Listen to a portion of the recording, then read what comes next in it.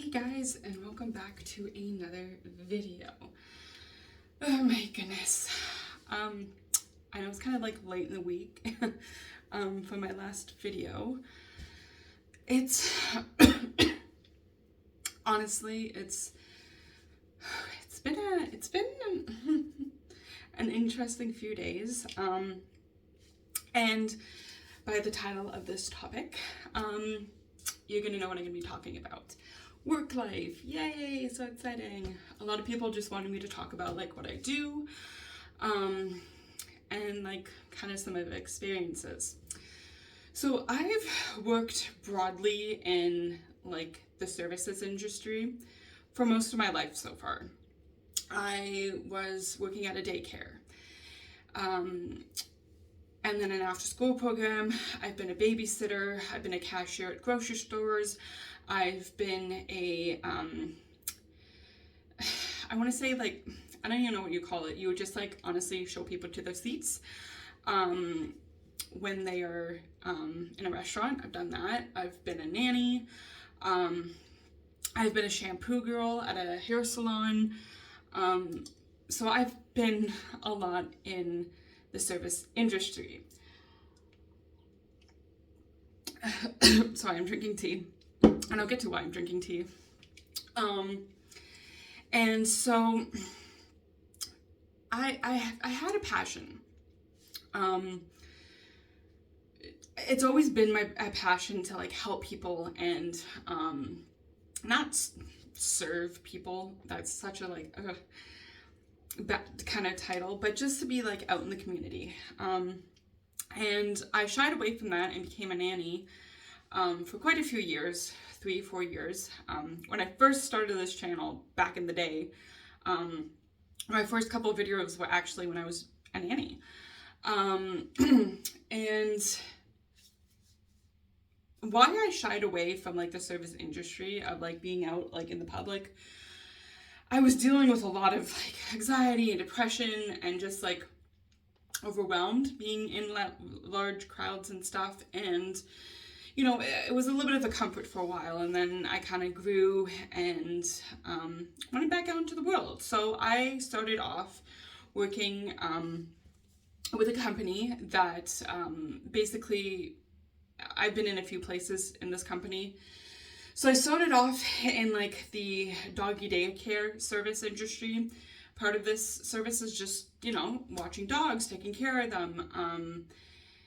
And then COVID hit, and we were all in isolation for about 2 years. Yay, so excited. And one of the service industries that got caught off was pets, and things to do with animals. When we were allowed to go back into work, that section of the business wasn't open yet. So basically I was just a packer. We did online orders. We would shop around the store, pack up the orders, and then ship them out or bring them to people's cars when we were allowed to do that. Of course, social distancing, wearing the masks, all that good shit. Then when everything began to open up, I was offered the job to become a dog bather. So I bathed dogs, did their nails, cleaned their ears, gave them good brush outs. And I did that for a good 2.5 years. And then I got offered the opportunity to groom dogs, which I was very nervous about because I'm the type of person that puts a lot of pressure on myself. So I was like, I don't know, like, I didn't want to fuck up. But with any things, shit happens, situations happen, incidents happen, and it is what it is. Shit happens. But I have to say, this is not like a bad thing against anybody. It's just, I find, I mean, if you guys read my book, and I've talked about this too, I don't mean to keep name dropping that. It's just something that I could relate back to, like kind of tether so it makes a little bit more sense. I had a lot of problems fitting into groups growing up.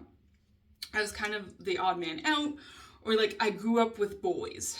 A lot of like through my elementary years to like almost high school, I was the only female, or there was like one other girl in our class. So I was a tomboy. I did a lot of like sports, fucking beat each other up. It was great, right? But I was still always like on the outside because I always felt weird because, like, you know, as we grew up, the boys were like, "You're a girl, we can't do that." But I always felt like isolated. And I've also talked about it that in elementary and middle school, I was in a small class because I was diagnosed with ADHD at the age of 7. And I had a hard time focusing. My senses were, I would get overwhelmed very easily. And instead of putting me on medication, my parents worked with me, which I did a story about that. I was kind of guilt-tripped into that a little bit. I will go more into that if you guys want me to do that. I know this is a long tangent, but it's going to make sense in a minute. So yeah, it was just a hard time like fitting in with people. And when you're in a small class integrated into big classes, you're very isolated and pointed out as you're like, something's wrong with you. And like the teachers didn't stop that. They actually encouraged it. They're like, yeah, these people like, they have learning disabilities. Like they didn't, except for like a few teachers where they're just like any of us. They just learn a little bit differently. Don't treat them like they're not people. You know, it was very hard. So not that I'm socially awkward, I just have like a sixth sense. And when you're shoved into, not shoved, but welcomed into a tight-knit group that have been working together for years, they're not always so welcoming. And it's very, very like stressful, especially like I put a lot of pressure on myself. Like you almost feel like you have to impress people. And you know, I'm always the type of person that like, you know, I know I have to earn somebody's respect or they have to earn my respect. But it's very tough when you know they're talking behind your back or shit's being said about you or it's just really hard because like when I was the bather, the new bather, like I was new. I didn't know what the fuck I was doing. And it's, you know, my manager at the time, who's not there anymore, kind of, like, I get why they were frustrated. She kind of thrust me upon these other people. And instead of, like, kind of taking me under the wings in the beginning, they were kind of, like, very closed off and annoyed with the situation, which I get, but, like, I didn't ask for that. So as the years went on, I was always welcoming to new people because I knew what it was like. It was freaking awkward and scary when you're asked questions and you're just getting these looks or annoyance or people rolling their eyes, and it's very hard. And then dealing on top of that with pet parents. And in the beginning, like, you don't know exactly like the right answers, or you're trying to figure it out, and like people in the back are like, you should have said this, or they jumped in, or they step over you, and it's just like, whoa. It's a lot. It can be a lot. So as the years went on, I kind of figured out how to maneuver around all of that. And I was a groomer for about 2 years when I got the opportunity to be a cat groomer, which cats are very difficult to groom. I'm not gonna fucking lie. They are very difficult. I have some cats that are like the love of my life. I love them. The pet parents have worked with the cats. They've like integrated them like with other animals or like with people. And then others not so much. Was a little bit wild. And they have a tendency, cats do turn personalities like a swip, like you can blink your eyes and the personality has changed. So you have to be on guard. And it can be very frustrating when you're the only cat groomer. My manager is certified also a cat groomer, but I'm usually the only one that does the cat grooming. And it can be a little bit frustrating when other groomers who have stated they don't want to be cat groomers try to backseat drive the whole groom. And then, you know, cats pick up on behaviors pretty fast. So cats get a little anxious, and when they pick up on that behavior, again, their personalities can change, and I tend to get bit. Well, yesterday I got bit. Yay, look at me.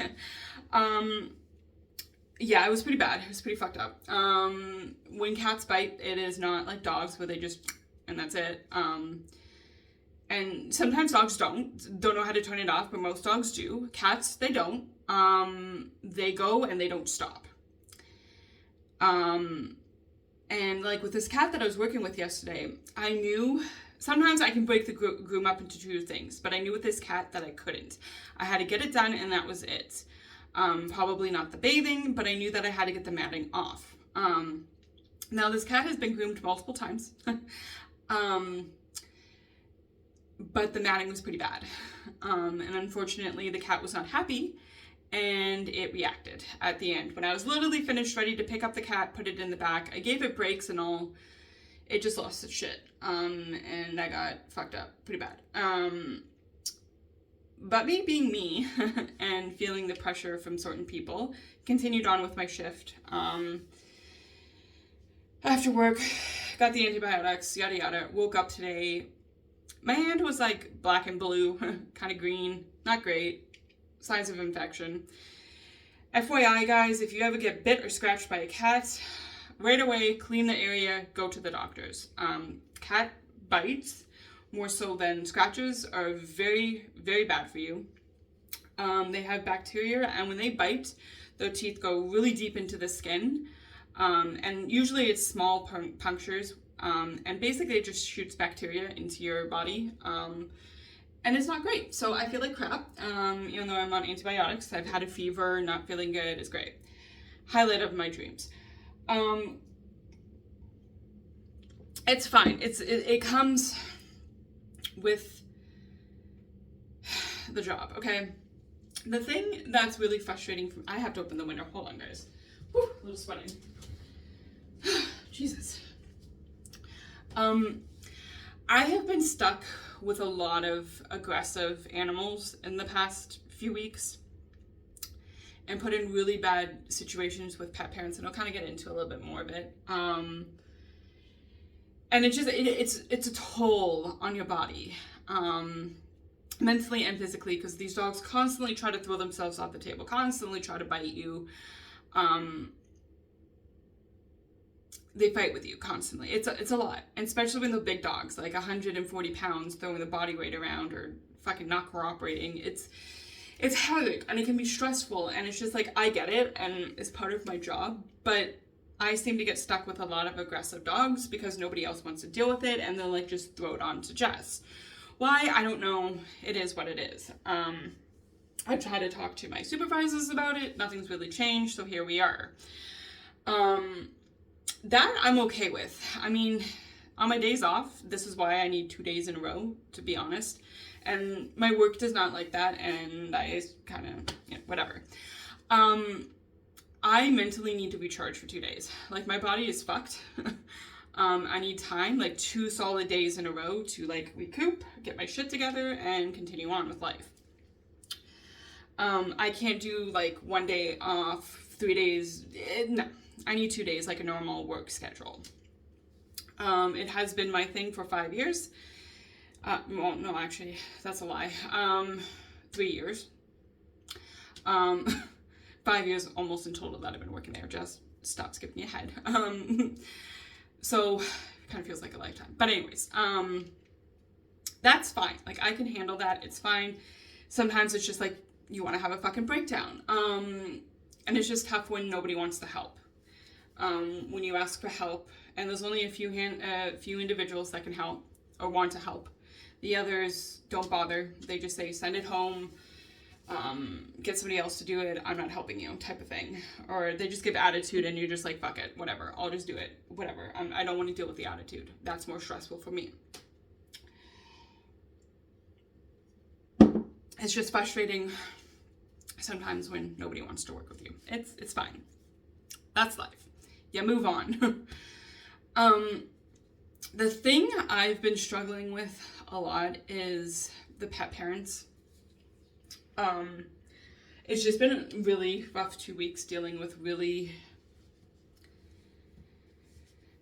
bad situations with pet parents for no reason. Dogs that I've never groomed before, pet parents have been coming in very hot and aggressive. fuck it. One threatened my life. I'm not gonna lie. One was very aggressive about it. Said that,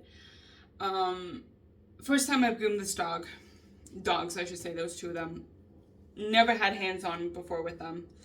And shit happens. Sometimes dogs, have allergic reactions. Even if it's never happened before, sometimes it's happened. Especially this year, a lot of dogs have had allergies out of the blue. We don't know why. We've been in contact with vets. They don't know why either. It's just, I don't know, something in the environment. So earlier in 2024, this dog had an allergic reaction. I don't fucking know. And, the pet parent was quite upset, and came in a little bit hot when I groomed the dog.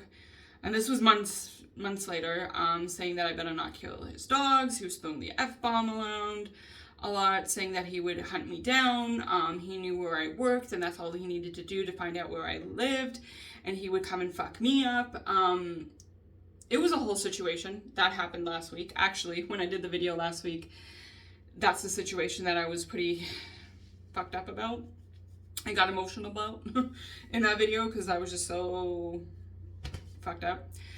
And management hasn't really done anything about it. I've talked about it, even in the situation that happened, no management came, and then after, they just kind of laughed it off.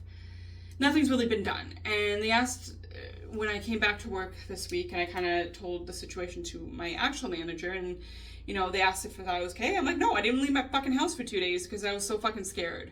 And it's like, oh, okay, well, move on from that. Like, no, I'm not fucking okay. Like, the anxiety that I've been feeling at work has been crazy this week. Like, for no fucking reason. I know, like, that sounds very childish. Like, oh my God, like, you're being dramatic. But having your life threatened for no goddamn reason is fucking scary, guys. I'm not even gonna lie.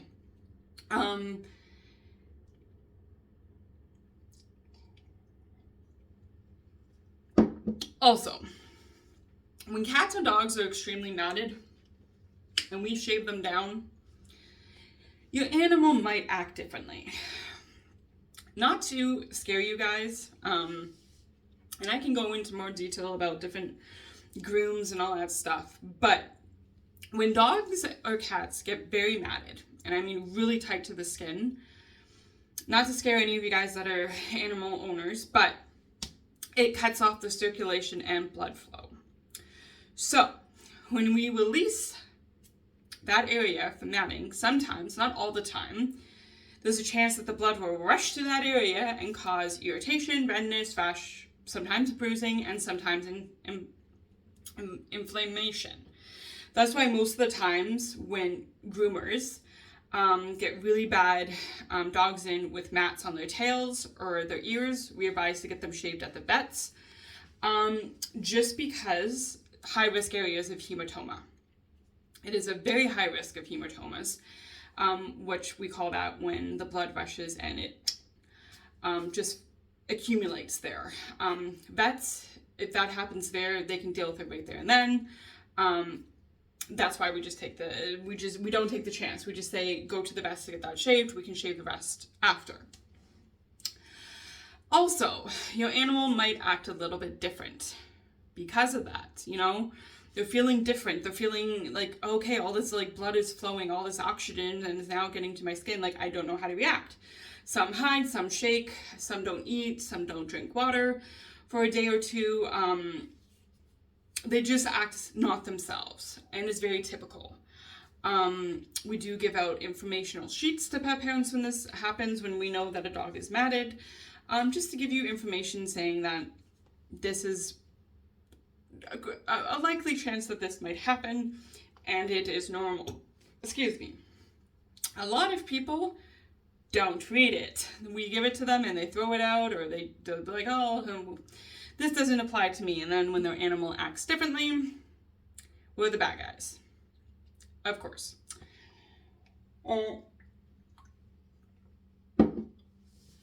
So yeah, it's fun. And you get the phone calls and the angry pet parents and yelling, and they're calling you all these names and every curse word in the book. And then after a day or two, their animal is fine. the cat that bit me, now they have a history of complaining about the groom not looking good, the cat acting differently, just an enormous of things. So I wasn't surprised when she called back and said, I fucked up the cat. He's not eating, he's not drinking right now. And it's like, I gave you that informational sheet for a reason, because she even stated, we usually bring in the cat sooner, but life got in the way, blah, blah, blah. That's fine. Just be prepared. And I always confirm, I'm like, this might happen. Are you sure you want me to do this? Yes. Okay. So you get the permission. However, it doesn't always go that way. I mean, I got fucked up by their cat, and it's not like they were worried about me. It's like, whatever. I don't care about that. Like, fuck it. I know people can be dicks. It's just very, very mentally draining when you have to deal with pet parents, stressful dogs, and coworkers. You know, it's a lot. It's a lot of mentally and physical draining throughout the day. And it's just, the worst part is just dealing with the people. And I'm going to be completely honest. I'm still a little fucked up from that pet parent threatening my life. I mean, who does that? Like, you know very well, this groomer has never touched your dogs. And you coming in and threatening her life like that. Like, that's a little fucked up and a little bit extreme. So that's been a little mentally draining and challenging to deal with. The anxiety is fucking real. I had today off because of feeling like shit, but I'm going back to work on modified duties, and that means I'm not grooming dogs for 2 days. And then next week I'm going to start to go back to it. Is my work happy about it? No. FYI, I get bit a lot. And I mean a lot, more so than anybody else, because guess who gets all the shit dogs? Me. A lot of the time they are big, unfortunately. I was actually really proud of myself a few weeks ago before Christmas. This dog has been kicked out of all of the groomers, apparently, the private, other companies, and I managed to groom this dog. Was it a great groom? Absolutely fucking not. But I got it done. I got all the matting off, got it like 80% looking good, and the pet parents absolutely love it. And I love those moments when I'm like, I know I can do this job. And I love this job. It just sucks when you don't get the support. And the kind of like, you get kind of like told off of like, oh, you have to be more careful. You need to do this. You need to do that. And it's just like, yeah, stop fucking giving me the all the aggressive dogs then, and actually fucking help me when I ask for help. That's all I ask. But again, a lot of people don't want to do that. And it's frustrating. I mean, I love when people help me. It's like, fucking help me, please. And they do. Like I said, very few people do. Or it's like you get the people that are like, I don't have time for this, figure it out on your own. And then I get my ass reamed because, yeah, I asked for help. Nobody came. Manager said, I don't have time for this. I got bit a few weeks ago by a dog. And they come in laughing about it, saying, what are we going to do with you? And I'm like, I get a lot of fucking aggressive dogs. Like, oh, well, it's going to look good on your resume. What the fuck is that going to do if my hands are fucked up and my body's fucked up? Like, what the fuck? Who says that? A manager would be like, okay, how can I help? Or what can I do in this situation to help you? I'm like, I fucking need Jesus is what I need, apparently. Or just people to actually give a fuck would be nice. Because it's just like, do I want to be on antibiotics all the fucking time? No. Do I want to get bit all the time? Fucking no. Like a situation 2 years ago, was it? I got a fractured hand at work. That was fucking fun. I was getting a dog out of the doggy daycare, and it was in a room by itself because it was staying overnight. No notes about this dog. And I always ask the people, hey, is there anything I need to know when they're in the room by themselves? In the playroom, you can kind of gauge it. They just give it to you in like a bigger room. You can give the dog a few minutes to get your scent, and away you go. When they are in a room by themselves, I always ask questions. Hey, is there anything I need to know? Especially if they are a big fucking dog. Is there anything I need to know? No, you're fine. Okay, go into this room, try to get the dog. What the fuck does it do? So I put my foot in the door. Okay. And I'm trying to get the dog so if the dog, tries to get out, my foot's there so it knows not to go out. It fucking hooks its hand around the handle, fucking yanks the door open, and slams the fucking door on my hand. I'm like, great, this is like out of a fucking movie. And it swolled right away. I was like, this is fucked up. And it's bruised. This is fucked up. I'm like, yeah, no, I need to go. I had like 13 fractures in my hand. That was fun. And I was like, hey, FYI, this dog did that. Oh, and they're laughing. They're like, yeah, he has a tendency to do that. Why didn't you fucking tell me? Bro, I asked you. Like, fuck. Or 3 years ago, I was doing a check-in for a dog. And I told the pet parents to like step aside, and I was just feeling this dog over, and it fucking went for me, and it got a good chunk of my arm. I got up, fucking told the pet parent, not taking your dog, made sure, they took the dog, it was safe, and it was bad. Like, it was bad. Like, it was all bruised, it was cut up. Go to my manager, I looked at her, I'm like, I'm done. I'm done for the day, I can't do it. And she rolled her eyes at me and sighed.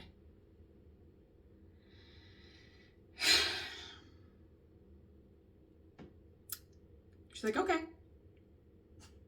All right. So I left for the day.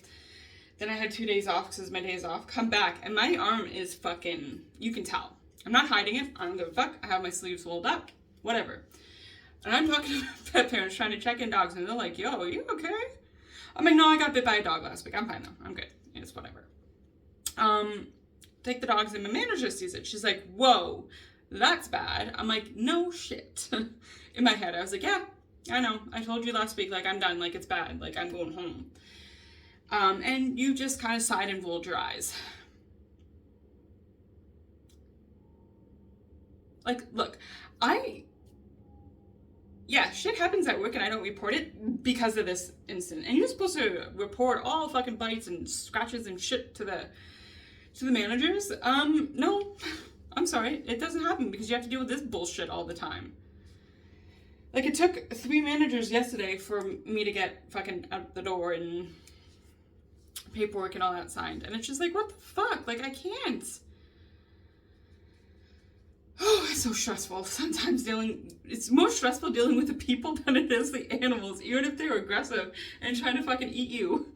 That is fine. I can deal with that. I can fuck up whatever. Like, if I know and I have the information going in that either the dog's aggressive or shit could happen or, like, just watch out, he's a little sketchy. All right, I know going in I can handle this. Know what to do, watch out, give breaks, whatever. But if I don't have that information going in and y'all are laughing at me when I'm getting bit and have, like, the issues of, like, like, how's it my fault when you guys don't communicate that there's issues with animals or that there's a situation that I should be careful with? People just suck in general, like, in all industries that I have worked in. I have met the most nastiest, rudest people out there since I was, like, 14. And it's like, yo, can I win the jackpot so I can get the fuck out of here? Like, and just go live in a mountain somewhere or, like, in a cabin in the woods? Like, just fuck. People suck. Damn. Like, it's like, can't I catch a break? Oh, anyways, guys, that's kind of like my little rant. And I know I didn't go into too much detail of my work life. I mean, I don't want to throw people under the bus. But like I said, if you guys want to know more about dogs, about breeds, just let me know and I can talk about it. Or, like, questions you have about, like, other situations. Yeah, feel free to drop it in the comments below and I'll talk to you guys about it, do another video, answer them in the comments. Yeah, I enjoy doing these videos. It's therapeutic too. Like, damn, feel a little lighter, you know? But yeah, I'm just an anxiety bubble mess right now that has a fucked up hand. So yeah, that's joyful. Anyways, guys, I shouldn't have done that. That hurt. That hurt so fucking much. Jesus, I'm not smart. Anyways, guys, gonna end it here because it's 30 minutes of me just. Anyways, guys, never give up. Always keep fighting. You enough, and you're very much loved. Until the next video, stay safe. I'll see you soon, guys.